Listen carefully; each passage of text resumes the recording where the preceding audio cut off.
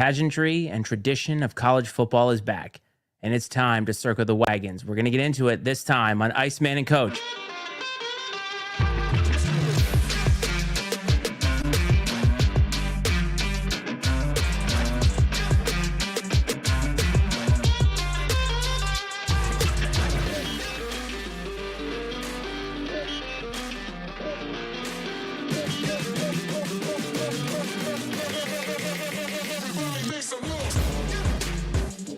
College football is back, folks. Week 0 is upon us, and it is time for the Iceman and Coach to break down all of college football over the next hour and a half. Welcome to the show, everybody. As always, this is the Iceman, Matt Freites, and across from me, virtually anyway, that is the coach, Brad Powell, and Touchdown Jesus. What's up, buddy? Iceman, doing well, my friend, and it's time, right? We are just a couple days away, right, Amir? About 72 hours away from kicking off college football season on Saturday with Week 0 action. Super excited about that. I think that, as we discussed the other night with our NFL preview, football is sort of our wheelhouse, and we are here to get things in motion this season. I would say so. And I would say that there's a lot to talk about in college, more so than the NFL, because I think that there were more changes that happened over the course of the offseason in college football. And honestly, most of the changes were from last year, about a year ago. I don't know if you remember, we did that episode with Tyler Budge, a shout out to him, and we all talked about what conference realignment might look like. And the day that that episode went live, all of the news broke out about Colorado leaving and Utah and Washington and Oregon. And the entire landscape changed literally overnight. And last year felt like the end of an era. And it almost feels like we're starting clean with a new slate. Doesn't it feel that way? It does. I think that we are on the eve of the most exciting college football season ever, with the 12-team playoff coming. I know there's some purists out there who are a little upset about the playoff expanding, but I think that more playoff football is more quality football is better for everyone, especially the fans, and I'm really excited about it.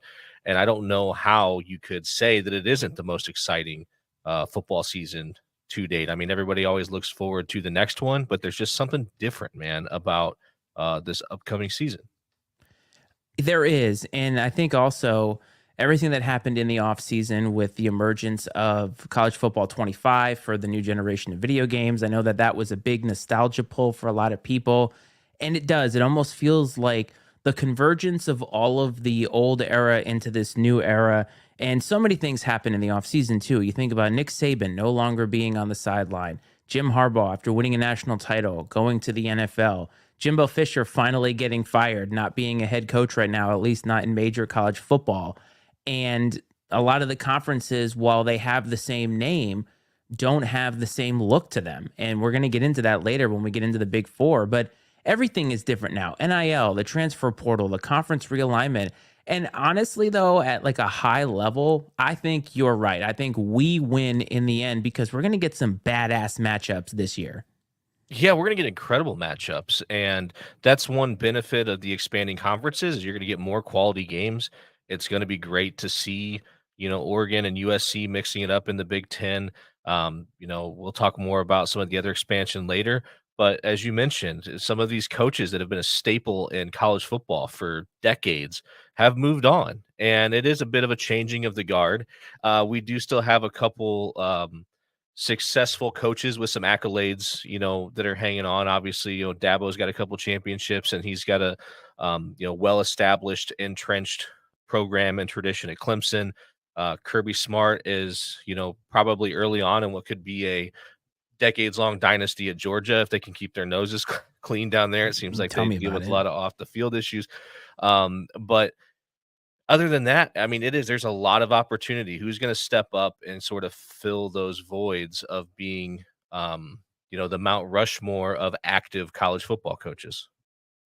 Do you see any negatives to the new paradigm? I know a lot of purists, Butch is probably one of them, who wishes we could go even further back in time to get back to a more pure version of college football. Do you see any negatives to this, or are you kind of just embracing the future and saying, bring it on, because every Saturday is going to be great? I'm kind of embracing it. And typically I lean on the side of tradition almost always, but here I just know there's no avoiding it. So why? Let's just rip the Band-Aid off and get to it. And I think calling the days of old in college football pure is a little disingenuous, because a lot of the same things that are happening now in NIL were happening then, just under the table, Yep. behind closed doors. And so I think it might as well just all be on the surface. I mean, I heard, excuse me, an interview um, with Utah's coach the other day, and, of course, his name escapes me at the moment. Anyways, he said that he anticipates, just, sooner than later here in a couple years, it's going to look a lot like a minor league for the NFL, and he thinks there's a good, probably around 60 teams are gonna make up this super league or whatever, and, there's a good chance by then the players will just be employees, and it will function essentially as a minor league for pro football. And one thing that they have, and I know that college football already is a, feeder system for the pros, but one thing that I think they have in their favor that any other league that's attempted to sort of not compete with the NFL necessarily, but be a supplemental league to the NFL, whether it's the XFL, the USFL, the AFL, or whatever FL that exists, is they never have the brands. They don't have the brands, the established brands to build from. Who gives a crap about if you create the St. Louis Battlehawks, you know what I'm saying? But if all of a sudden your semi-pro minor league football team is the Alabama Crimson Tide, different story. And like I said, these programs are already functioning that way, so it's not really a drastic change or whatever. It's more a change in perspective, I think, from for the fans, and even kind of like the stuffy academics of these universities. It's going to be a lot for them to kind of wrap their heads around. I think that also it's just a matter of, I know for me, I think that, and I might speak for a lot of people, is that the backdoor nature of a lot of it was sort of off-putting, because it did feel dirty, it did feel illegal, it did feel like you were doing something that wasn't on the up and up.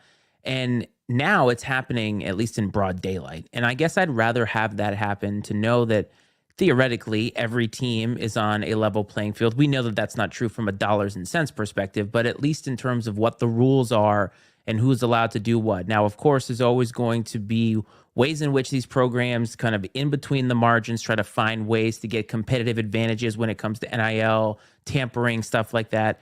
And all this is going to evolve, but it's here to stay. And I honestly believe that, yeah, it's just a semi pro league now. And I think people like you and I have already felt that way. And this is just finally the, I don't know, the unveiling of it. And we're here for it, man. I know I am. Cannot wait until the very first college game day. I know they're going to try to do it this weekend, but it's not really happening in earnest until Labor Day weekend. Sure. And what another thing that is worth mentioning, the perception in the old days was, when there was these backdoor dealings happening, is the black eye sort of ended up on the school, right? The black eye was on the program and on the institution for doing these things. Now, the people that sort of have a negative light shed on them are the players, because you see firsthand them making these decisions based off of these auxiliary things like money and whatever else. I'm sure there's still some of these other things on the periphery that are happening, like places to live and cars and jobs and stuff for their families or handlers or whoever. And I mean, I'm seeing it firsthand right now, because there's some issues. Notre Dame has a commitment from a quarterback, Deuce Knight. He's from Mississippi. He committed last maybe in the winter time, somewhere around there. And all of a sudden, like, Auburn has put on like the full court press, and there's people are really losing faith that he's going to stay in the class at Notre Dame, because of all the things that the family was on board, everything else with Notre Dame, and a lot of things have changed. And as money and other stuff has been funneled his way. And so, and again, like, I see the people communicating about this on X or wherever else, and they're going after the kid, saying, hey, we see what he's all about, and things like that. And that's where I think it's the paradigm has shifted, because it's really I don't know if you want to say revealing the character. I think that's a little aggressive, but it's certainly taken some of the heat off of the university, if anything, they can sort of take the high road and be like, hey, like we did everything we could, and let these kids take the bag and go. It's a little bit different than the pros where there is no loyalty to, say, a team because it's a professional organization. It's a job, essentially. And so when a guy takes a salary somewhere else, I know a lot of the fans like to say, well, he should have stayed loyal. But let's face it, it's the pros, right? But in college, there's a different connection to these universities, to these establishments. And so when you have a player who commits and then leaves before fulfilling what a lot of fans think is the full nature of that commitment, they kind of get butthurt because they associate with that loyalty with the tradition of being at Alabama, the tradition of being at Notre Dame.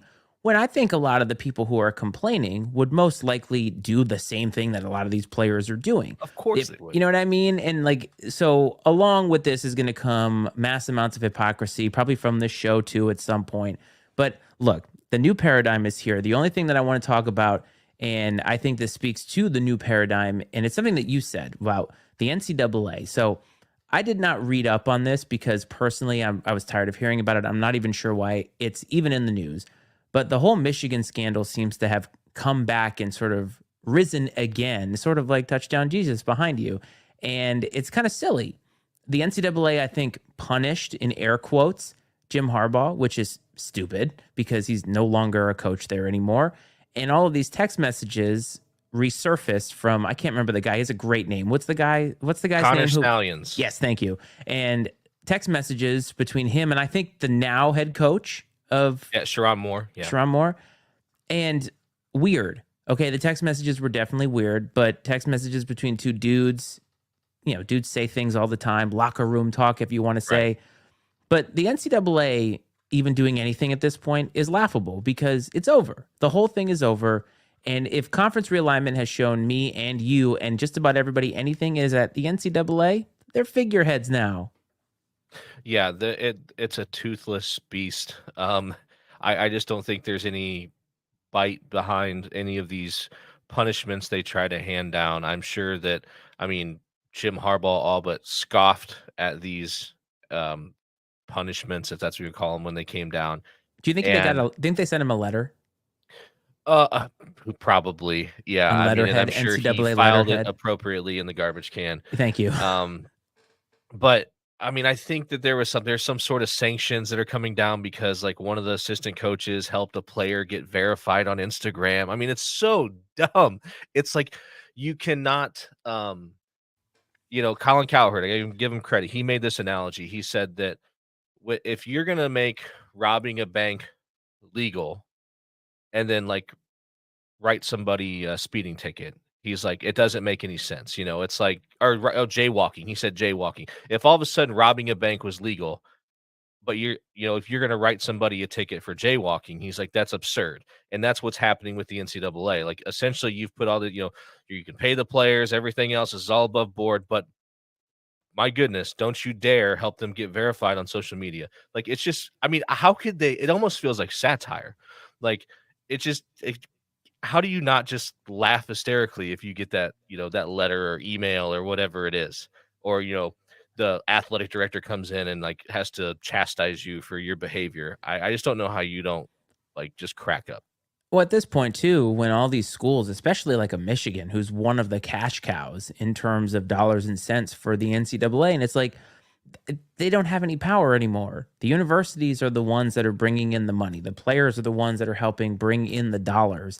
And I think that the sanctions, think about getting it verified on Instagram. What does that have to do with playing on the football field? Nothing. Nothing.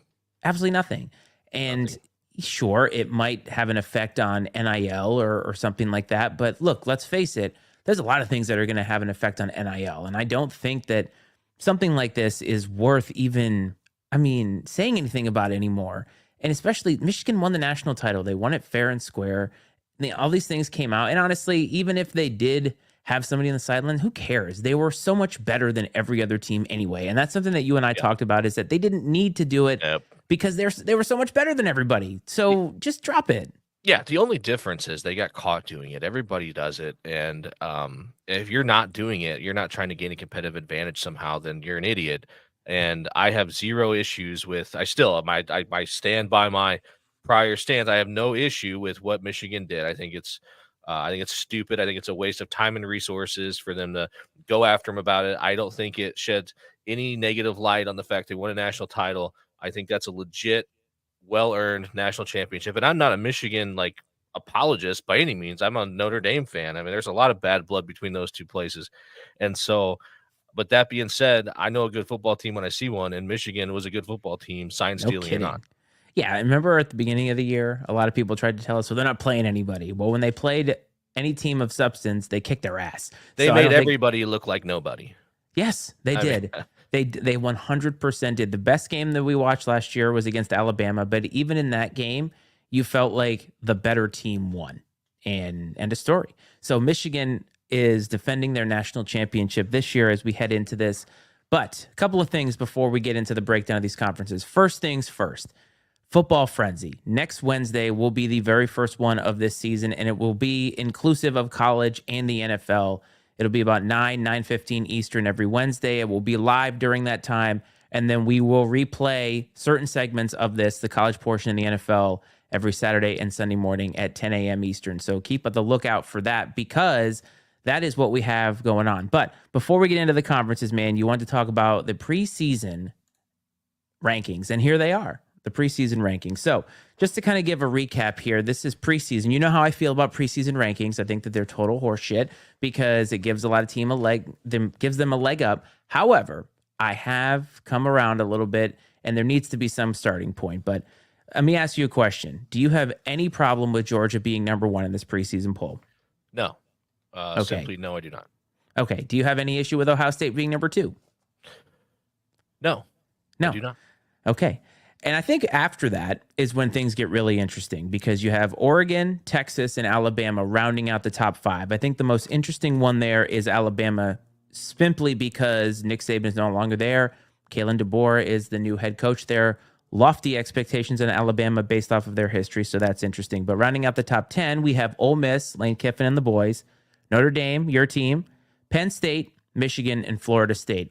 And it looks pretty similar to the way that the season ended last year.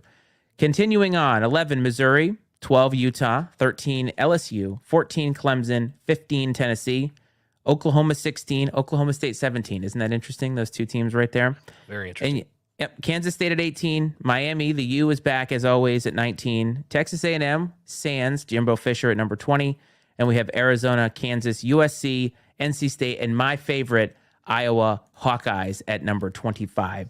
This is not a stat of the week, but do you want to hear a funny stat about Iowa already? They haven't even played a game yet. Yes, of course. Okay, so during their spring game, understand that they're playing, the offense, is playing the Iowa defense, which is probably going to be one of the best in the country. Cade McNamara, 7 of 21 in the spring game, and the offense had 43 total yards. Jeez, I don't know why they can't figure out offense in Iowa City, man. It's Brian Ferentz isn't there anymore, so crazy. Yeah, I mean, got we'll see somebody what else. happens. But defensively, they're going to be top amazing. 25 is interesting. Yeah, they're going to be great on defense. They always are. They're kind of a little like the Steelers, man. I know, obviously the uniforms are basically identical, but they're just they just win enough for Kirk Ferentz to keep his job and everything to be status quo at 10-7. And but the top 25 is interesting, and you're right. It's kind of it's bullshit in a way because you're kind of basing off how last year went while trying to factor in departures and incoming. And with the transfer portal, it's almost impossible to predict how good someone's going to be. And but you have to start somewhere. And you're right. It does give teams a leg up. And I think it could work both ways. Double-edged sword. Sure. It's good because if you start high, it's easy to stay up there, right? Yes. It's much higher to climb from further down the rankings. And I don't know. And then also, I think with the double-edged sword, in Kalen DeBoer's case, Alabama, you could be setting maybe an unrealistic expectation. Now, that's not, I don't think it is. I mean, Alabama's going to be extremely talented, and I think he's going to be just fine. And obviously, those fans are going to have sky-high expectations no matter where they're ranked. But, if you sit there and say, if you are top 5, and let's say that things go are a little rough in Tuscaloosa this year, especially early on, you're going to have people reacting in a very extreme way. And so I do think it could set a coach up for a little bit of an uphill battle when it comes to expectations if they are Yes. kind of prematurely ranked too high. Well, it's interesting too because again, with all the turmoil at Alabama, and I mean even at Michigan, obviously they're still fielding an excellent team. They're going to have some returning players from last year's national championship team, but being number 9, the expectations are there. And they should be high at schools like that, no doubt. But when you're changing from a head coach that has either won multiple national championships or just coming off a national championship, it's hard. Hard to replicate that. But what do you say we get into the Big Four conferences, my man? Let's do it. All right. So the other thing you should know about us is that we are college football 101. Coach said that last week about the NFL. It is true about college. We are general sports fans. We love to talk about football. So if you are looking for a super, super in-depth analysis in each of these teams, we implore you to go follow Tyler Budge because he is doing some great work in the college football world. He's a friend of the show, and he knows just about everything about college football. We do not, but we're going to start with the Atlantic Coast Conference. And of course, we talked about realignment, and the ACC, my conference, has some new teams, and that would be the Cal Bears, the SMU, is it Mustangs? Yeah. I think so. And the Stanford Cardinal. All of those do not reside on the Atlantic coast whatsoever. So this is an interesting conference now because I think the travel is going to be fascinating. And, some of the teams that they added in, very strong academically, not so much on the football field, at least recently. Yeah, I mean, I think obviously Cal and Stanford are like GPA ads, and they are also an attempt, obviously, to develop a national footprint, right? A nationwide footprint. And that's the same thing that the Big Ten kind of had to do.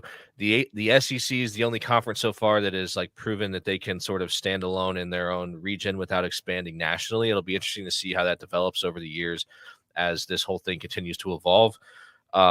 SMU, man, like I think it shouldn't go unstated that SMU is returning to power football for Yes. the first time in nearly 40 years after receiving the death penalty in 1987. And it is, and it's to the ACC. And I mean, I know that like being a, group of 5, that's, you're still playing, some of the power schools, but I mean, they are officially now in a power conference after, their time in the Southwestern Conference, which was a very good conference back in its day. But it's I'm kind of excited about that. There's a little bit of nostalgia there, right? The Pony Express, and I think they probably would have fit a little bit better, geographically into the Big 12. But I mean, come on, like we threw geography out the window a long time ago when it came to college football conferences. So I'm not going to spend too much time getting hung up on that. I think they'll be a good fit, and it stinks that Stanford's kind of been down here the last several years.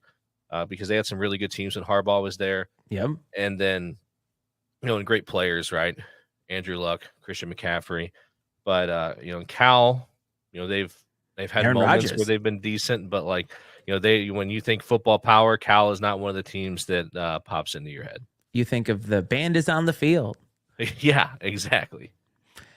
But if you look at this conference and if you talk about storylines, there's a couple of head coaches I think that I don't want to say they're on the hot seat, but I do wonder if another mediocre season out of them starts to get the heat turned up a little bit. And I think the first one has got to be Dabo. We are pretty far removed from their last national championship, and he has been very outspoken about not liking NIL, not liking the portal. And I think based off of how he feels about it and how he decides to recruit the old-fashioned way for the most part, that Clemson has been in a downturn. And they're still in the preseason top 25. But I think that they've been fairly mediocre based off of the expectations that have been heaped upon them. Now, I know last year we did have a little bit of fun with his phone call with a fan who talked about that stuff. But let's be real. When you talk about the boosters, they want to win. And Clemson set a high bar in the old paradigm. And now Dabo is not performing. Is that fair? I think it's fair. The criticism is fair. When you come off, 2 great NFL caliber quarterbacks and Deshaun Watson and Trevor Lawrence, it's tough, right, to bounce back, or to sustain that over time. And and DJ didn't turn out to be what everybody kind of thought he could be. But he looked great at Oregon State, though. He did. But I think he was streaky. He wasn't very consistent. At least in his time at Clemson, he wasn't very consistent. Fair. And then last year was Cade Klubnik's first year starting. It sounds like maybe with another year under his belt, he'll be more prepared to take things on this year. It sounds like people believe that they are poised for a little bit of a resurgence this season. So we'll see. But you're right. You mentioned that Dabo doesn't like to, essentially refuses to use the transfer portal. Yep. And I think that's really going to be kind of the kiss of death for him if they don't win at the level that's expected, because he is choosing to do it this way. So Yes. it could be perceived that he's not exhausting all of his options to put the best team on the field possible. And, it would be interesting to see if there is some sort of ultimatum that is brought to him, like, hey, like, you either, if things don't go well this year, you either just start using the transfer portal to put the best team on the field, or it's time for you to move on.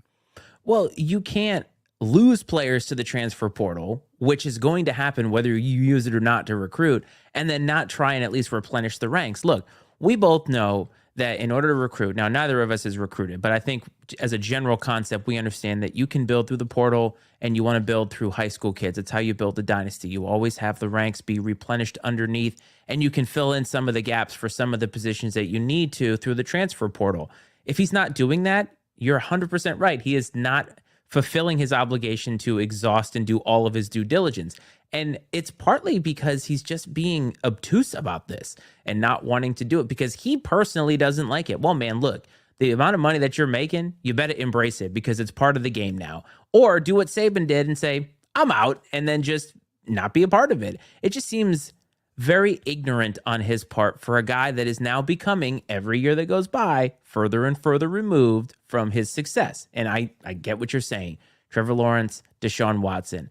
But when you set the bar that high, you got to continue to produce. And they're just not doing it. I mean, they're doing it in a way that I would love 8-win seasons every year out of Virginia Tech. But that's not the bar that they set.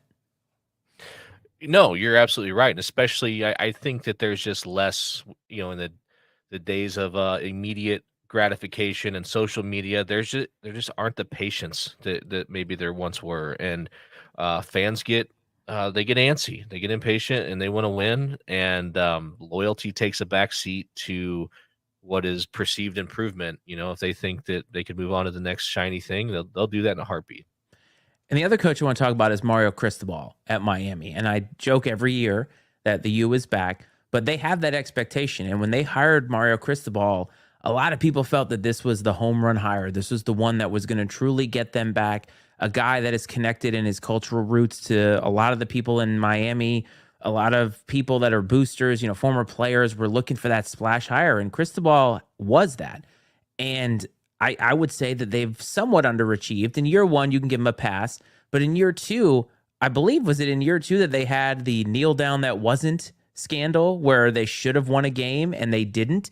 And look, you can make up for that. But this is kind of the time to do that. And they waited until the conference now has more players in it. And it seems like it's a little bit better top to bottom. But do you think he's in as much danger as I think he might be if they underachieve again? I do, actually. I definitely do, because it's Miami's one of those programs. I think there's a few of them out there. Florida State, Texas, to name a few, where there's just sort of this expectation because there's some history there, and even though like maybe the dynamics have changed or whatever at these places, there's still the expectation to win. There's still the brand, right? You still have to represent the brand. And so um he does have a lot of cultural ties, but I'm curious if, like, I feel like, Miami needs somebody that's going to bring like the swagger back to the U, right? Who's going to um bring that vibe back to Coral Gables. And I don't know if Cristobal's the guy in that sense. The guy can coach football. There's no denying that. Absolutely. But and also though, how much does the school? How much do they really care about how good the football team is? I mean, that question has to be asked too. Like, what's going on behind the scenes in the athletic department as far as pouring whatever resources are necessary in order for them to be successful. And I would think that those are conversations that Mario Cristobal had with them during the interview process. And, a lot of coaches, he was in a good situation at Oregon. He didn't Yeah, even he go was. anywhere. And, so I would think, he was in a position to say, okay, if I come, I need X, Y, and Z to happen to give us the opportunity to succeed. And I'm kind of curious. I don't know anything about the inner workings of that program, but you kind of wonder how much support they're getting from the university. That's a fair point.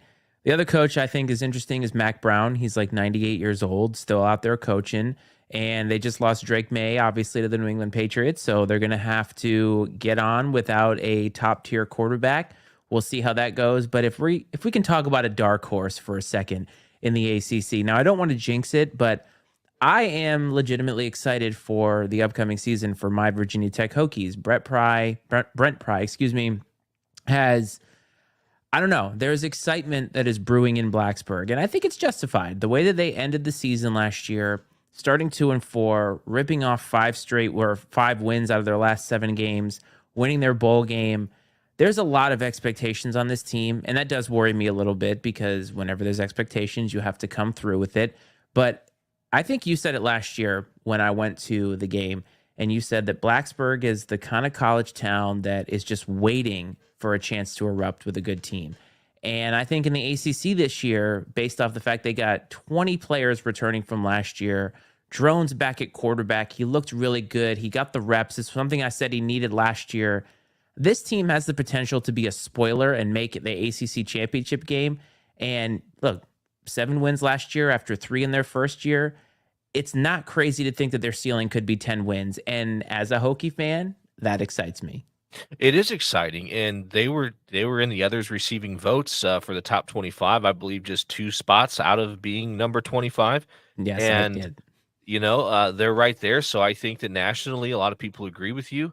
And you're right though when you talk about expectations. I think it's very easy to go out there and play loose and carefree when there aren't any expectations like last year, where it's like, hey, let's just go out here and fly around and have fun and try to get the W. Now this year that there are some expectations, you know, how do they handle that as a program? How do they handle adversity if they come up against it? Adversity hits different when there's expectations, and so we'll see how that's handled. But you're right, man. I did say that about Blacksburg. It's a powder keg, and there are a few of those places. And they don't just exist in college towns. There's a few pro towns like that are just like, because there's some towns, right? In there's college towns, pro towns. It doesn't matter how good the team is. Like, you're not going to see a change in like the vibe around the team in the city or anything like that. But there's others that like they just need a winner, man. They just need that little spark, and it turns into one of those special places. And there's a few places around the country that are like that, and Blacksburg is probably at the top of that list. I appreciate you saying that. After 5 years there, it is a special place to me. And the last team I want to talk about is Florida State, coming off of not getting into the playoff last year. This is a team that could be one of those teams that either is ready for another big season in the ACC and could win it all, or the preseason ranking is going to doom them. We'll see. But I think the ACC is going to be better than it has been. I think that a lot of teams have improved, obviously adding, I don't want to say bottom feeders to the list, but certainly I think overall there is more competition there. So let's move on to the Big 12. I think it's fair to say that the Big 12 is the most intriguing new conference to you, correct? Oh, for sure it is, man. Because again, just like the Big Ten and what the ACC has done, they have really expanded their footprint to be, um, to capture the entire country. And just some of they now, yeah, they didn't add like, I mean, outside of like, I'll say Utah. I would say Utah is like a top tier team, but outside of Utah, they didn't add like a lot of like top tier teams, but they added a lot of programs from the tier right below that top tier. I think like teams that can have those special seasons, are teams that are on the rise a little bit, and or teams that bring a lot of eyeballs and excitement like Colorado. So I'm very intrigued to see how the Big 12 plays out this year. Of course, yes, you lost the big boys in Texas and Oklahoma, but I think replacing them with the Colorados and the Utahs and Arizona, who had a great year last year, it's going to be very interesting. It's a good, interesting mix of teams and programs, and there's some personality in that league, right? You have Mike Gundy at Oklahoma State. You've got Coach Prime up in Colorado. So there's some there's a little bit of personality and a little bit of character in that league. And I think, and there's some fun, exciting environments and campuses in that league too, that are going to be fun to keep an eye on, especially if some of these programs, West Virginia had a good year last year. They kind of surprised if they're able to be pretty solid. That's a place that can get really exciting when they've got it going well. And so it'll be really interesting to kind of see how things shake out and how these new teams from the West Coast, if you will, fit in. It feels like whenever they created the Big 12 here, obviously they went to the Pac-12 and took a bunch of the teams that you said, the B tier teams over there. And losing Texas and Oklahoma, you could say, would be a quality dip for this conference. But what they did with that is they went out and got 4 schools that almost kind of make the conference better top to bottom. I think that quality wise, there's a lot of like you can look at this conference and think, okay, Utah has a chance. Obviously, they have 5 teams in the top 25, which is a lot for a conference that has what you considered quote unquote B tier teams. I think this conference is going to be some of the best quality football. And I know people are going to say, yeah, the SEC, the Big Ten, but we expect that out of them.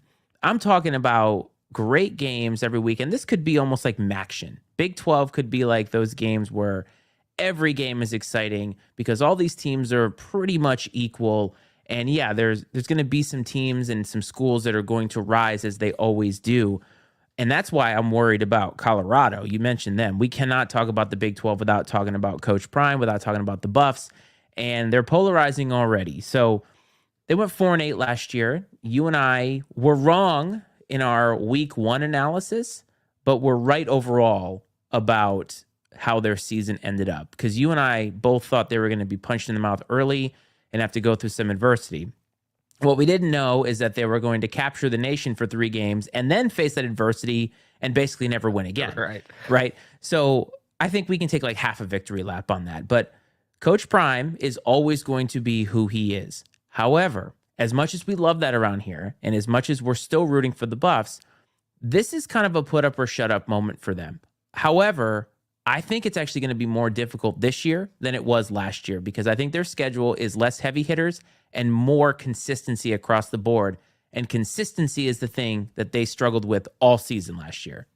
Yeah, they've improved some of the things like depth a little bit. They've gotten better to some positions, but they're not going to sneak up on anybody this year. I think last year, most people, I think, felt about them the same way we did going into the season, that they were sort of like the traveling circus that was going to get punched in the mouth and then fall into oblivion. And, that did not happen, which we were on the bandwagon, man. We love the excitement. And we are not Coach Prime haters here by any stretch of the imagination. If anything, we are Coach Prime supporters. So, but I do think that now you're right. Time to put up or shut up. Are they going to be able to back up all of the off the field noise and flair or whatever you want to call it that they bring to the table?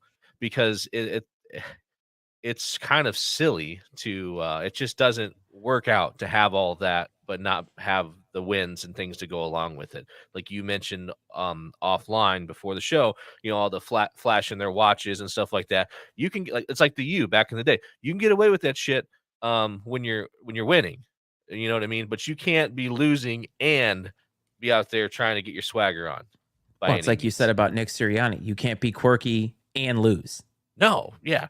And what I'm really curious to see is this like has Dion put all of his chips like into this season? Because I'm so curious where he goes after Shedeur. Like, is he in this for the long haul? I mean, because there's no denying that he's definitely like a daddy ball guy. Like Coach Prime's all about playing daddy ball, and so like once Shadeur's done, like what's he do or what happens? God forbid that Shedeur gets injured early in the season. Does Prime just pack it in, and like not care or lose interest? I mean, I hate to say that, but like he's definitely demonstrated that like I don't know. I feel like he is here because his son's here. First of all, I think it's borderline disparaging to say that he would just pack it in. I mean, that's not. And that's a little hyperbolic, but lose interest a little bit maybe. So I think that this is very nuanced, right? I don't think that it's a black or white issue, and I'm not talking about race. I'm talking about in general. A lot of people want to say one thing or the other about him. I sent you a story about Colorado and their oldest fan getting an NIL deal with Blenders, who's the one who makes his sunglasses, and you astutely said, yeah, but it's all about him. And it's not always that way. But The one tongue thing in about cheek Coach, though, because I know, no, I know. yeah, That's what I'm saying. The one thing about Coach Prime though is he's always going to coach and be the way that he is all the time. That's what made him successful as a player. It's what made him successful as a coach. What worries me though is, to your point, when things get difficult for a long stretch. Now, last year they did not play well. They lost a couple of games they shouldn't have. They had a chance to actually make a bowl game last year. And this year, they've been a little bit more about business. But I think, to your point, that he's got to figure out. He said last year, remember, you have to be in love with football. Well, he has to be in love with coaching at all times. And I think that he is to an extent, but we'll find out more about him when Shadur Sanders isn't there. And what do you make of Shadur Sanders not being a preseason All American? To me, that almost feels like you got to prove it. yeah, I don't necessarily have a problem with it. I think Shadur's a great player, but he was kind of a one man show last year a little bit, especially after Travis Hunter went down, and he just, he had Dylan Edwards in the backfield, but again, like their offensive line was really bad last Oh, year, and he really was bad. running for his life most of the time. I mean, there were times I genuinely felt bad for him because he was just taking a beating, and and yeah, we saw some emotion from him at times, but I mean, like the fact that it wasn't worse, I think is a testament to like his character because most people would have absolutely crumbled under those circumstances. And do I think that I don't have a problem with him being left off, I guess. I think that he does No. have like he's got to win. And Yes.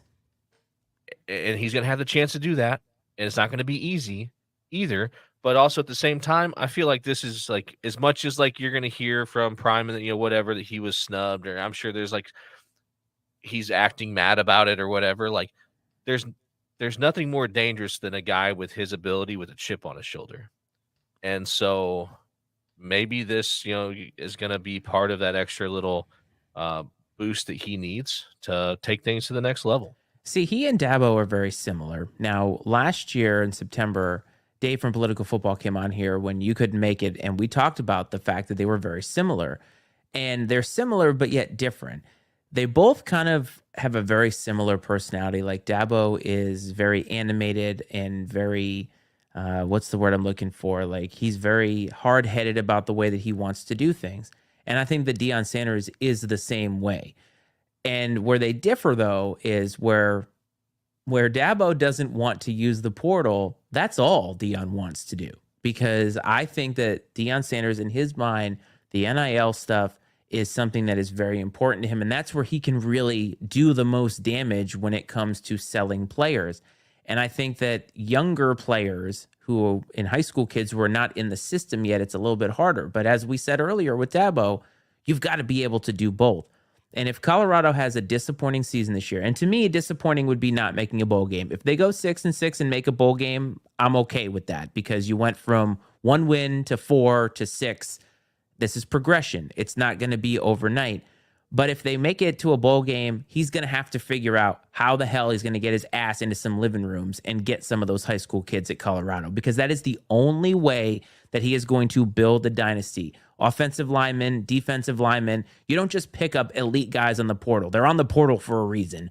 You pick those guys up when you are following them and scouting them through high school and get them to your school using the same tactics.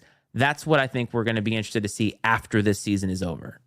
And you know what? Money talks, as we've seen around the country, but like at some point in time, if you want to keep being able to get great players in the portal, you got Gotta to win. win. You got Yes. to win, man. Like no, I mean, don't get me wrong. Like these kids will take the bag, but they want to win too, Oh, yeah. and they want to play for championships. And if you can't offer that along with the bag of cash, especially when they have other options to go take the money and compete for championships elsewhere, you're gonna have your work cut out for you, man. And so, really, I think no matter what it is, the most important thing is he's got to find a way to win, and he's gonna have a chance this year. Like I said, I agree with you.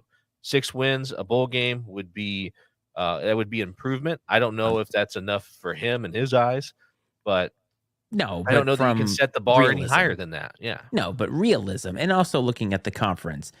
they're not going to be a player in the conference. And I'm happy to be wrong. I'm happy to replay this all over TikTok and have people say, "Oh, you don't know what you're talking about." Yeah, sure. If they go 8-4, I'm a happy man because that means we got to watch some really, really fun football and see some really, really fun press conferences. But we can't talk about the Big 12 all night. So we're going to get to the two heavy hitters. Let's talk about the Big 10. So the SEC and didn't change a whole lot. They gained a couple of teams. The Big Ten, in my eyes, had the biggest resurgence because I think that a conference that has been very top heavy over the last couple of years, I think that's fair to say, they got a lot of quality teams or a lot of quality programs that could be consistently good. And the Big Ten now, to me, looks very, very solid. We're talking about Oregon, Washington coming off of a national championship berth. UCLA used to be something, and USC under Lincoln Riley has the potential to be very good. So three of those four schools could be, they could be players in this conference long term. Of course, you add that to Penn State, Michigan, Ohio State. I'm not going to say the Big Ten is better than the SEC, but man, they're getting damn close. Man, I might disagree with you. I think that definitely like the top of the Big Ten has gotten closer to being on par with the top of the SEC, but the depth just still isn't there. Like, I think if you take bottom half compared to bottom half, like I feel like the disparity is great. Um, and so that's kind of what I think about when I'm looking at like comparing the two top to bottom. Now, do I think that bringing in Oregon, Washington, USC, UCLA makes the Big Ten better? Does it close the gap? Absolutely, it does. And geography aside, like these are programs that do feel like they fit um, into the Big Ten. I feel like, and I'm just excited that we're going to get to see these Ohio State, Oregon, Penn State, Washington, Michigan, USC matchups. That's super exciting. And again, like we talked earlier, I think one of the benefits of conference expansion is more good games.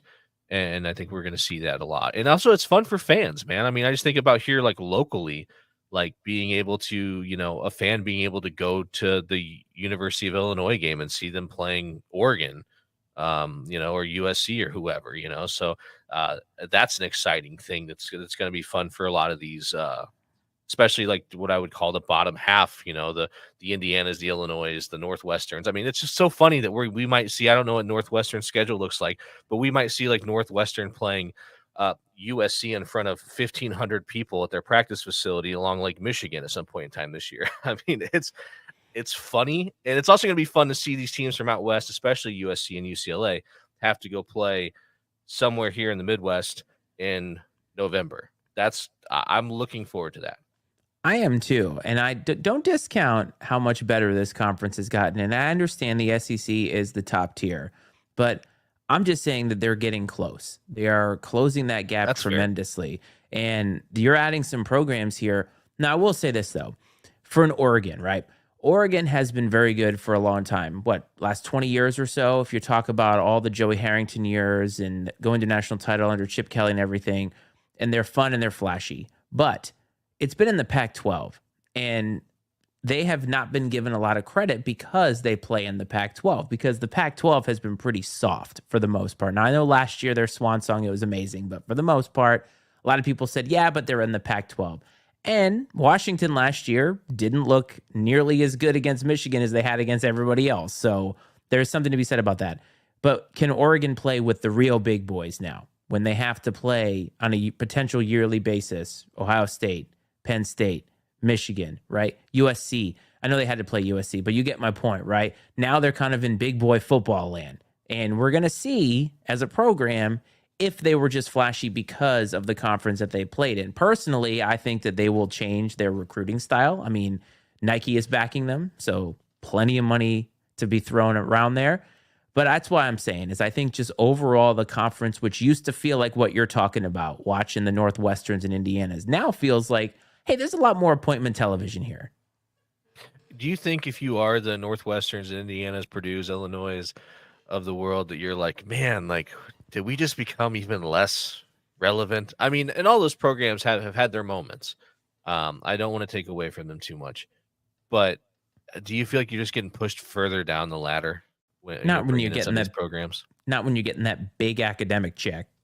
Well, I guess, but the kid that plays left tackle, isn't, I mean, necessarily benefiting from He's getting a that, Northwestern education, damn it. You're right. You're right. That's all that matters at the end of the Yeah, right. Well, I'll tell you what. day. Uh, winning matters. And I think that the story in the Big Ten, if I'm being honest, is Ryan Day and Ohio State. Now, you and I both agree that they belonged at number 2 in the preseason poll. We didn't have an issue with that. I think that it's objectively true that they had a great offseason, right? Recruiting. They got a better quarterback. Their offense should be a little bit more consistent than it had been. Their defense was excellent last year. And they didn't have enough last year to make it. They lost to Michigan. What was it? The third time in a row, I think. Yeah. And so Ryan Day is coming into the season. Old Jimmy Harbaugh is not there anymore. The conference has gotten better adding these teams. But the expectations, and that's sort of been a through line for this episode, expectations on Ryan Day, I have to think, are the highest in the country. What do you think? I think they have to be. And to be honest, he hasn't really shown the ability to perform well under pressure. I I agree. mean, just even how when they snuck out of Notre Dame by the skin of their teeth, just the way he reacted after the fact was Yes. he just seemed like a rattled man. And I cannot understand, I can't figure out why he hasn't in the last couple of years been able to bring in an elite quarterback. I mean, you have Will Howard coming in from Kansas State. He had a good season last year. I'm not taking away from that at all. But you're Ohio State. You're right. Ryan Day. You're supposed to be an offensive guru. You just hired Bill O'Brien to be your Chip Kelly to be your offensive coordinator. How have you been unable to get one of the best quarterbacks in the country to come play for you? I can't quite figure that out. It's really strange to me. It feels like there must be something off.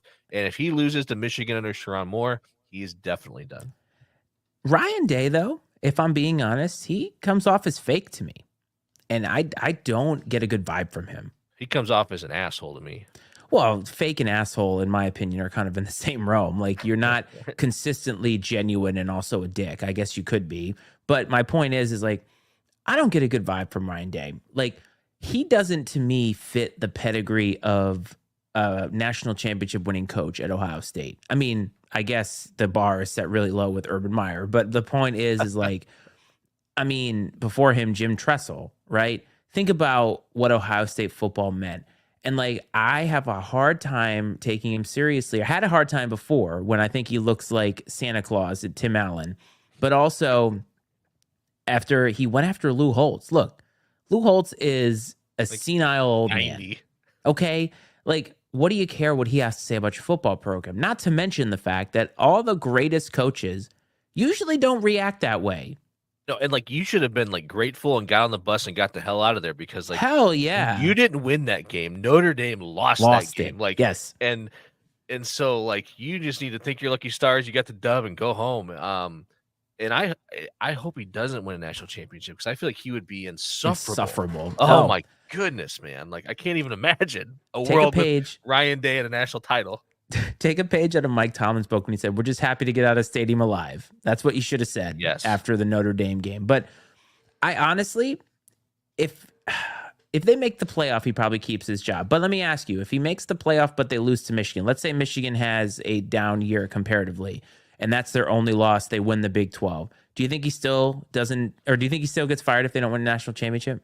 If he loses to Michigan, 4 times in a row. If he loses to Michigan, anything short of winning a national championship, I think is a strong possibility it would result in him losing his job. And this is which is preposterous, but sort of. I mean, look, in that land, there is only one game that matters, and it's one of the last true rivalries that does matter. Now, you and I are both traditionalists in this regard, where we miss the days. The game. I know. And so it does matter tremendously on a national level, right? It's one of the only games that matters on a national level. And I'm not saying he's hired to win that game, but it certainly is not great when you don't win it. And remember, before Jim Harbaugh went on this little heater that he went on, he had a terrible record against Michigan State, against Ohio State. And we're starting to question, maybe Jimmy's on the hot seat, and he turned things around. Ryan Day has got to turn things around. But I I don't think that he has it in him as a head coach. And I think that this team will be excellent as they always are, but they won't make it to the big dance in that way. And we'll be talking about this again. Can you imagine? Like, let's step aside from the fact that we think Ryan Day is a gigantic asshole. Could you imagine like having to function on a daily basis? Now they get paid very handsomely to do so, but having to function on a daily basis under the pressure that has to exist there Oh, in sure. those circumstances, it has to be incredible. Sure. To know that you have hundreds of thousands of people who are literally analyzing every decision that you make. I mean, short of being like the freaking president, like it's got to be being like a major college football coach, or it has to be one of the most stressful jobs um, there could be. And I don't think any of these guys would trade it for the world because they love it. But I just cannot. I mean, I can't imagine what that must feel like. That's what you signed up To be, for. I mean, me and then Kevin there with the bring back Urban Meyer. We coached high school football, and I know what that felt like at a high school where nobody gave a shit about whether the team won or lost. I know what that felt like. I can't imagine what it feels like at Ohio State or Michigan or wherever, Go Alabama. coach at Bishop Sycamore if you don't want expectations, right? Like this is Ohio State. You wanted this head coaching gig, like don't complain when the expectations are super high. This is college football, big time college football. You're not taking a low level job. You're taking one of the jobs. And if you can't perform in the games that they need you to perform, you're out. That's the way it works, man. Is Urban Meyer going to be like the Bill Cowher of the NFL, where every time, like I feel like forever, every time an NFL job would open up, Bill Cowher's name would come up. It's like now every time a college job opens up, a big time college job, they're like Urban Meyer, like his name's. How long until that sort of fades? There's a big difference there. If you were considering Bill Cowher for your NFL head coaching position, you were considering what seemed like a morally decent person.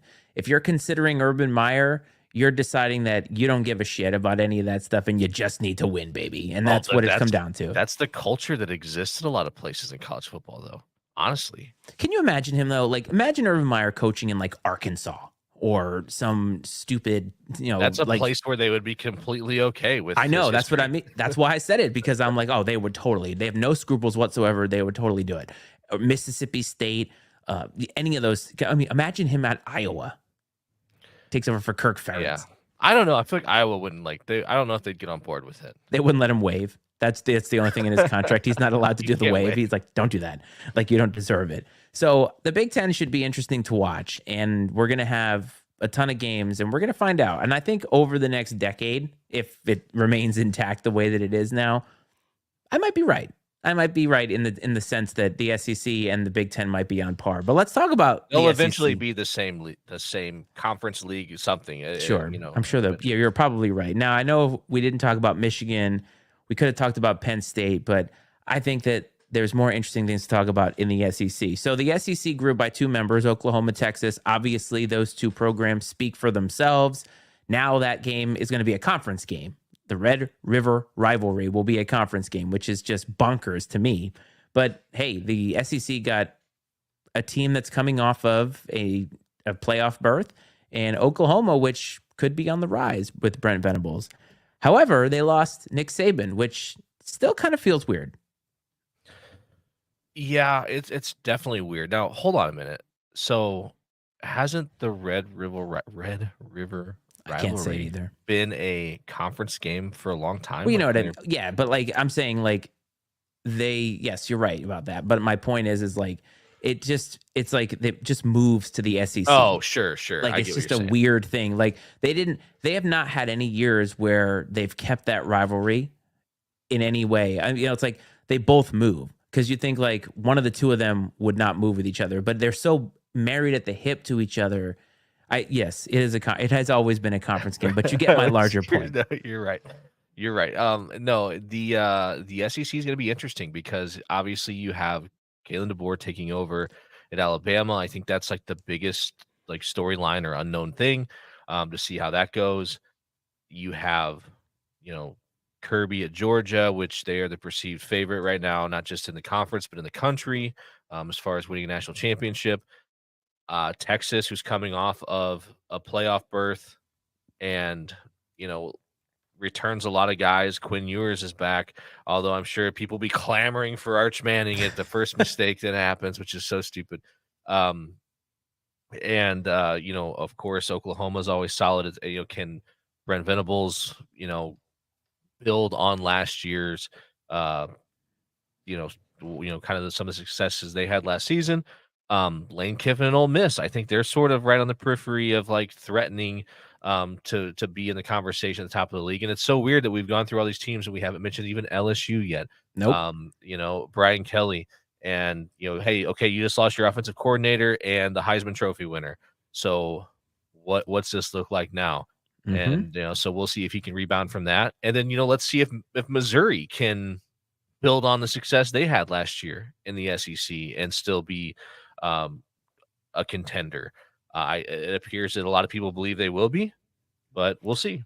It's like, can Missouri turn into the Iowa of the Big Ten, where they're constantly on the cusp of, hey, maybe they can be a playoff team, but they're going to finish with 10 wins and be like number 23 or something at the end of the year. But they'll always be solid. Like, they sort of are ascending into that role recently. But with the conference the way that it is, a couple things. First of all, I know we just said that Ryan Day had probably the highest expectations or the hottest seat under him.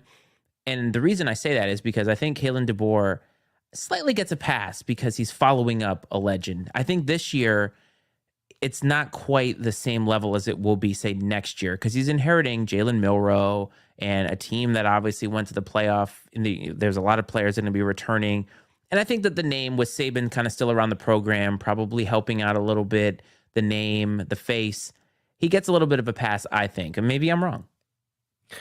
I listened to someone else today that had the same thoughts. They thought that he'd get like a year to kind of like acclimate. And then, next season the expectations would really ramp up.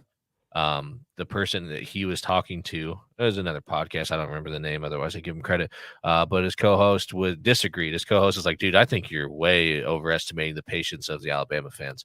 And the first time they lose a game, like they're gonna their minds are gonna melt. And um which is probably true, and that's true no matter who the coach is. That would have been true if Saban was the coach. The difference is how does Kalen DeBoer handle it? Right. How does he bounce back? And it'll be interesting to see how Nick Saban handles it on College Game Day, if and when he's put in a position where he has to like comment on Alabama and what's happening there, and Kalen DeBoer, especially if things start going a little sideways.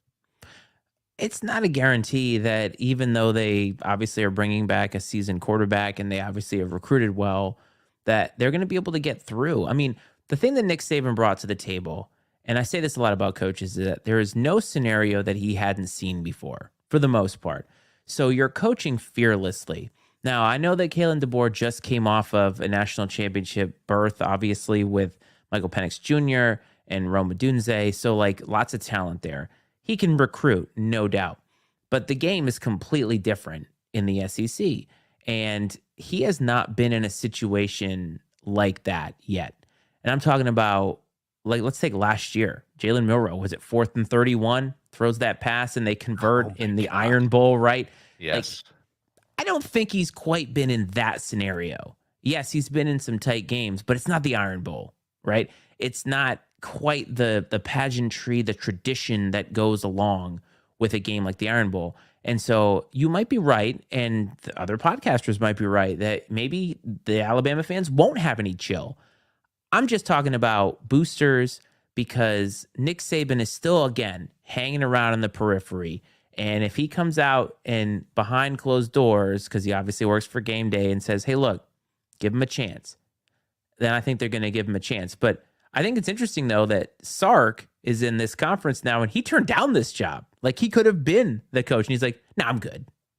I don't blame him. I mean, Texas is a really good place to be. Yeah. I don't blame him one bit. I mean, why put yourself in that situation? But yeah, one thing, I mean, you lose a game at Washington, the fans, they go home and they go on with their lives. You lose a game in Alabama and you will think that like there's been a national disaster. I mean, it will literally like I would bet if there was a way to measure like the productivity of people in the state of Alabama, like the week after a loss, like I guarantee you would be like at an all-time low. Domestic violence would probably peak at an all-time high. I mean, it would be it just people will become unhinged. I mean, it just means that much to them. I mean, I hate to like I know. piggyback on the SEC. It means more, but it does. There's no denying that. There's No, not much else to be that excited about in Alabama. fair point. I have been there once, and I can confirm in some form or fashion that that is true. But I don't know. I like to think that when he came on board, that he understood the assignment. But the Alabama fans also, man, maybe this should go on TikTok, but it's like they were leaving games early, so like you had chill then because it was like, oh, we always win. And now when you have a new head coach and he loses a game when he's trying to figure his shit out, it's like you have no chill now. You have to decide one or the other. Either be all in or have all chill. You know what I mean? Well, it's like they haven't lost more than 2 games in a season for I like know. 15 years or something. I mean, it's so we'll see. I hopefully for Kalen DeBoer's sake, I hope you're right. You know what? And hey, the best thing for him, just don't lose, man. You'll be just fine. Yeah, right. Now, well, I'll tell you somebody who has something to say about that would be Kirby Smart. I'm going to go on record and say that I think Georgia is going to be on a revenge tour after getting stubbed from the playoff. Kirby Smart is not going to take that sitting down. I see a 18-1 Patriots coming up here. I think you might be right. He seems like the type of guy that sort of carries a chip on his shoulder for sure. Can they overcome some of the off the field stuff and get it together and play some ball? We'll see. I think they will. I mean, Yes. this happens all around the country all the time where there's distractions and all this crap. I mean, look at what the hell was going on in Florida when they were on their Oh, run, So I think they'll be just fine. And yeah, you're right. And the 12 team playoff though adds a different element because it's one sure. thing to be like to sit there and be like licking your chops for a month and preparing to play 2 games in 10 days or whatever it is. It's another thing to have to go 3 or 4 in a row. We've never seen anybody have to do that, obviously, at the college level. So, and especially if you have to play in a conference championship game, which that's one thing that I think plays.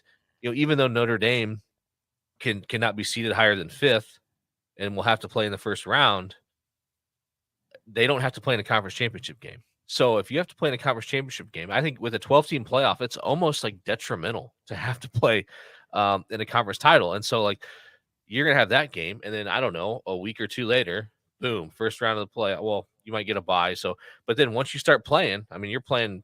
If you have a bye, you have to win 3 in a row. That's the first time anyone will have to have done that. 3 games in 3 weeks. And No, can you sustain that level of like vitriol for a month oh yeah. I think against the best in the country? I think that Georgia is built to do this in a way, and I think that there's other programs that are built to do it. But the 12-team playoff, you're right, it does add intrigue because obviously there's a lot of upsets that can take place. But in football, when you get to the end of the season, upsets don't happen nearly as often because the season is tough. It's a grind. And when you build your team the way that Kirby Smart has built his teams over the last couple of years, you've got the horses to be able to go. And some of the other programs that may be in the playoff maybe don't. I just see Kirby Smart as the guy who the first day back at practice after the spring, getting into the spring, slapping the playoff rankings up there and saying, that's our target. We're getting them all back because I think that he may internally see himself as possibly the next Saban because he obviously was from the same tree, finally got over the hump and beat Nick Saban a couple of times, and now it's him, and he is like the top dog in terms of coaches in that league. Yeah, he is. But like you said, nobody is. You said you feel like they're built to do this. Thing is, we don't know. Nobody's ever had to do it. This is brand new for everyone. Like, because in the past, in the 14 playoff, we'd be like, oh, well, this team's been here before. They've had this long layoff and then come back for these 2 games and so on and so forth. These coaches know how to handle these situations. Like, this is brand new for everyone, which I think is really interesting and is going to create for some interesting situations. Because we're going to find out, like, we're going to finally see for the first time in college football, are there coaches or players who become known as like, hey, are you a regular season coach or are you a playoff coach? You Okay. know what I mean? And I think Hmm. that that's something that's going to become a thing in college football. Because let's say Lane Kiffin, let's say the Ole Miss finishes third or fourth in the SEC, but they make the playoff, and but when they get to the playoffs, they're ridiculous. Lane Kiffin gets the reputation of being a playoff coach. He can't win the SEC, but if he gets in the playoff, his team's dangerous. And we see that in the NFL. There's times where I feel like historically in the NFL, some of the most dangerous teams are the wild card teams that get hot and go on a late run to get in. And we've seen in college football that there's a lot of recency bias when it comes to the rankings. It's what have you done for me? What have you done for me lately? So if you have a team that maybe struggles early but finishes strong but fails to win their conference and has that momentum, they finish good enough to get in the playoff. I don't know that I want to play that team. Um, and that's a dynamic that has never existed in college football before. Georgia don't care. That's what I'm here to tell you right now. Go Georgia don't care. dogs. Georgia don't care. Go dogs. That's right. But there's a lot of intrigue in the SEC. And one thing I think we can safely say is that each week there's going to be great games in that conference because there's just so many great teams. But you mentioned your team, Notre Dame. So let's get to the other portion of this because Notre Dame still famously without a conference. And so, as you said, they can make the playoff. They can be dangerous, but they are limited as to where they can be slotted. So, how do you feel about Notre Dame coming into this season? Well, there's a lot of hope, of course, but I think that this is a year 3 for Notre Dame coaches is a very it's got a real reputation to it.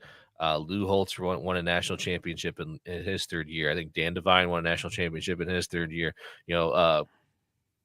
Brian Kelly went to a national championship in his third season. So there's a lot of weight that's put on year 3 for Notre Dame coaches. At this point in time, I mean, the roster is essentially Marcus Freeman's guys. And so, we'll kind of see where, has he taken the steps? I thought he showed improvement last year. In his first season, I thought that he did a better job of having his team ready to play in the big game, or excuse me, he struggled to have his team ready to play in the big games. Last year, I thought that they seemed to be, ready to play in the big games, but he had a hard time keeping his team up for the other games. So, I mean, there was just a weird dynamic. So we'll see if he's worked some of that stuff out. Obviously, Riley Leonard coming in from Duke to play quarterback. We'll see if the injury history rears its ugly head. Hopefully not, because he's extremely talented. The big question mark for Notre Dame is the offensive line. They're very talented, but they are very young and inexperienced on the offensive line. And they've already had a couple injuries in the preseason, season-ending injuries to a couple, to a starter. And so, that's, and going out week 1 against Texas A&M, who has one of the top 10 defensive lines in the country, who's going to be coached by Mike Elko, who's a great defensive coach. So that'll be a very interesting matchup between Notre Dame's offensive front and Texas A&M's defensive front that certainly will dictate the outcome of that game. And I think that the offensive line, because of their talent level, will come along as the season goes, but will they play well enough week 1 to win? One thing that's going to keep Notre Dame in the game week 1, regardless of the offensive output, is they're going to have one of the best defenses in the country. They return a couple All-Americans on defense. Al Golden had, put one of the best defenses in the country on the field last year. There's no reason to believe that's not going to be the case again this year, returning Xavier Watts and Benjamin Morrison. And, Jack Kaiser's in his 7th year at Notre Dame. He's the only Brian Kelly recruit that's still, I think, on the roster. And so, they got some dudes on defense. They've got a lot of unproven talent, I will say, on offense. At some places, it's just there's more question marks on offense. You have the new offensive coordinator, Mike Denbrock. So whole new system, some new players, some young players. And thankfully, the defense should be good enough to give the offense isn't going to have to do what we said Caleb Williams had to do last year and go out and score 50 points. I mean, they're not going to be put in a position to do that very often, and so that's a good thing. But starting off at Texas A&M, week 1 is a tall task, and so I think they'll be up for the challenge. I expect, though, I told my dad earlier, I think it'll be a low-scoring game that'll come down to the wire, just because I think that Notre Dame will still be working some things out on offense. I don't expect some offensive explosion, and I think that they'll be able to kind of contain Texas A&M defensively. So a lot of stuff to be excited about the Irish. Their schedule It doesn't look great on paper. I mean, there's some solid games. Florida State's on there. Obviously, USC every year. Louisville, I believe, I think they were just out of the top 25, or maybe they were on the tail end of the top 25. They were right above Virginia Tech. Yeah. So, um, there's some good games on the schedule, but like there's not a ton that are going to jump off at you. So they're going to have their opportunity to make a case for themselves to make the playoff, especially if they can take care of business against the big boys along the way, and then of course not stumble or play down to some of the other teams on the schedule. So how do you feel about Marcus Freeman's job security depending on how this season goes? Oh, I think he's fine. I mean, barring like a total implosion, I think he's fine. I don't think he's going anywhere. But I'll say this much. It does seem that like he has like anything that you could want outside of Notre Dame, like drastically reducing their academic standards. Outside of that, like almost anything you could want or need to be successful at Notre Dame, he has now, like in his favor. Like there are boxes that are now checked that have never been checked for any coach in Notre Dame history to make his job easier. So there aren't any excuses. And like I said, with the roster being pretty much turned over at this point and all being Marcus Freeman guys, you can no longer, yeah, sure, like you can take all the credit now because it can't be like, well, Brian Kelly kind of had something to do with recruiting that guy and this guy, but you also have to take all the blame. And so we'll see how it goes. But I mean, I love the guy, man. There's just I don't know how anyone, even if you like a Notre Dame hater, could like listen to him and be like, man, I hate that guy. He's No, he just seems he's a likable guy. He's got a great personality. Seems like he's got tremendous character, and he goes about things the right way. And but at the end of the day, man, like we've talked about a ton tonight, you got to win. You got to win games. hey, at least this season you know that every 1st and 10 is not going to be a handoff to Audric Estime. So That's true. That's very true for two reasons. One, he's gone, and two, we have a real offensive coordinator now. that's correct. So there is a lot to look forward to. But if I had to put you on the spot, is Notre Dame going to make the playoff? Yes. And do you think very confident in that? I was going to say very confident. All right. And, if they make the playoff, as you say, everybody's got a chance. So they are a little bit limited in only being able to be as high as 5. But, hey, you can only do what you can do. And I think Notre Dame one day will join a conference, but I think they're going to wait it out. I think they're going to wait until all this stuff blows up and there's 2 giant conferences of 32 teams, and they'll just dive in whenever that happens. But right now, there's really not that much incentive for them to jump in a conference. No, I mean they're doing just fine revenue wise, and Yeah, I they're not. get it, They're man. not Like, hurting. no, I'd love to see them have the um, interconference rivalry with the Michigans, the Ohio States, and the Penn States, and with Oregon. They're a great fit in the Big Ten for obvious reasons. What would piss me off is if they decided to join a conference at some point and it's like the ACC or some Yeah. shit. Which I mean, they already have like the pseudo partnership with the ACC where they play like 6 ACC games every year, and they're in the ACC for pretty much every other sport. But it's yeah, I would be very disappointed if they joined one and it wasn't the Big Ten or the SEC. Hey, But they're also sort of like arrogant enough that they think that like, well, we're Notre Dame, like we make your conference relevant. And I think that that's the way they would see joining, whether with a Big 12 or ACC, is like, well, you may not be relevant now, but you are once you have us. Which that's a mentality I don't care for a whole bunch. But you're right, though. I do think there will come up to a tipping point where their hands going to be forced and they'll have to join a conference. well, look, week 0 is coming up, and there's only one game happening this week between now and the next time we go live, and that is Florida State at Georgia Tech. So the ACC is starting off this year, and a team that we already talked about in Florida State, who obviously got snubbed for the playoff last year, still projected to be a really, really great team. They're 10.5-point favorites on the road against the Ramblin' Wreck from Georgia Tech. So that is the one game to watch out for this week. And then next Thursday is when we really start this season in earnest. So we're not going to get into that because we will talk to you all next Wednesday. So, man, we went through all of college football pretty much in a flash, my man. So how do you feel about it? I feel good. I mean, there was a lot of stuff that we could have dug deeper into, and we didn't, which is fine because we got all season to do it. Oh, yeah. And these stories are going to write themselves. They don't need us to prognosticate too much. And it's so nice that it's here finally. College football is here. Like we talked about the other night, I feel like something's been missing from my life, and it is returning. And I'm very, very excited. I cannot wait, especially for next Saturday when Notre Dame tees it up. Absolutely, my man. But you know what? Before we get to the end of the episode, we got some business to conduct.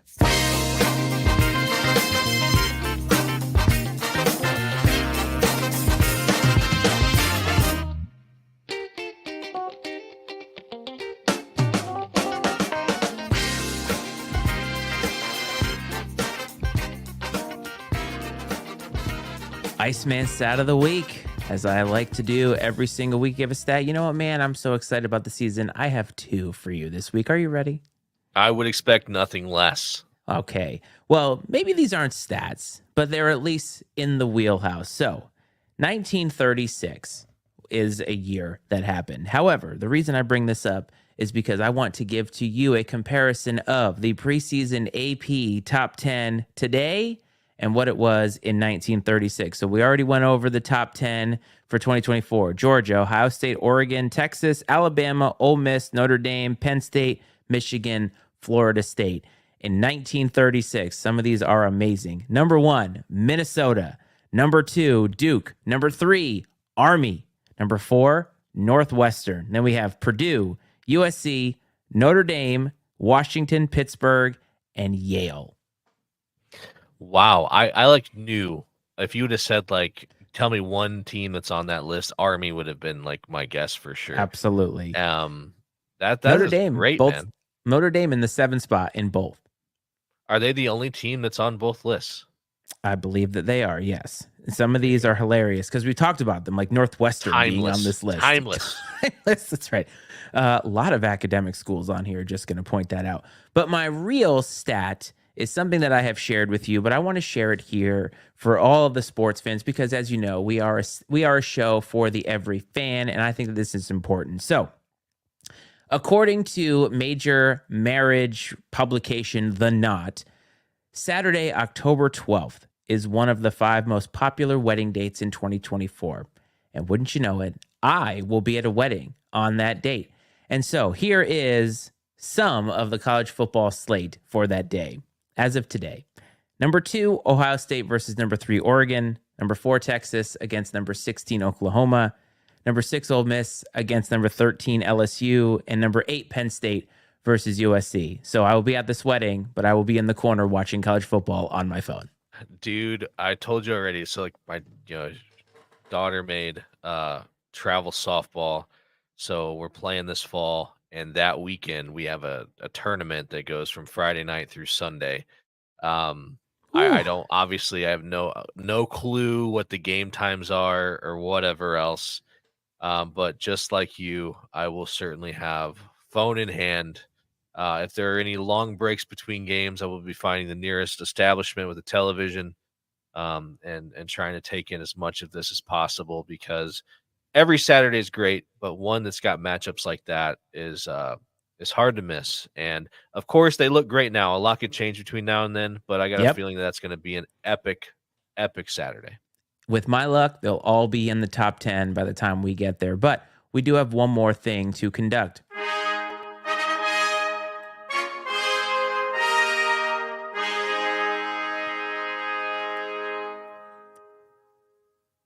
Yes, Coach's pick of the week. It has been a while, sir. You're undefeated in 2024. The last time you picked a game was the UFL, XFL, SFL, USFL championship, whatever it is.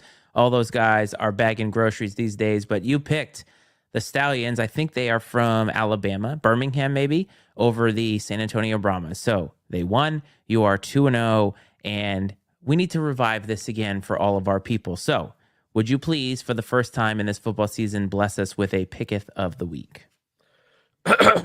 Hear ye, hear ye. Perfect. Come, drinketh from my goblet of knowledge that I am about to bestow upon you. This is guaranteed to lead to great wealth and power if you follow my lead. Absolutely. I don't know if you've heard or not, but there is a group of young men that play the game of football for Delaware State University. They I are love it. known as the Hornets. They are traveling across nearly 7 time zones, practically to yesterday, to play against the Hawaii Rainbow Warriors this Saturday. Of course, like any team with a functional brain, they thought, hey, it would be a great idea to arrive early and acclimate for a few days so we don't feel like we are playing in the past. But unfortunately, today, they missed their flight Was going to say. out of New York, and a 10-hour flight at that. And I imagine that Delaware State University doesn't have the resources to just drum up a private jet or whatever it takes to get them there quickly. That being said, do not despair, my friends. I predict that with all the chaos that is ensuing amongst the Hornets, that they will not even have time to overthink things.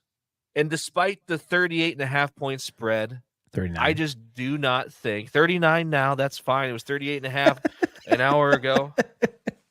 39. I do not think that the Rainbow Warriors have it in them to beat the tired Hornets from the future on Saturday. And so I am going to take, I don't think they have it in them to beat them by 40. Maybe 39, but certainly not 40. So I am taking the Delaware State Hornets plus 39 to cover the spread against the Hawaii Rainbow Warriors this weekend.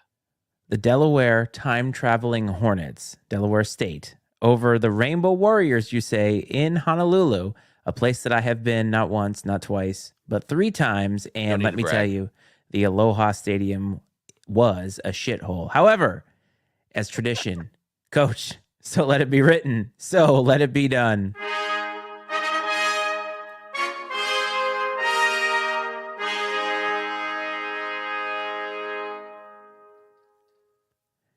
You know, I had the schedule up here for week 0, and I only had the top 25 up. So I do apologize to Montana State, New Mexico, SMU, Nevada, Delaware State, and Hawaii, because all of you are playing this Saturday. It just was not on my phone. However, I thought, no joke, I thought you were going to make that pick and you didn't know that they missed the flight. And I was so prepared to make you rethink all of your life.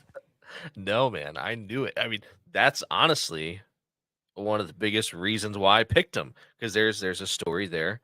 I do need to invest in like one of those little hats with like the feather in it. You know what I'm talking about? Yes. Mm-hmm.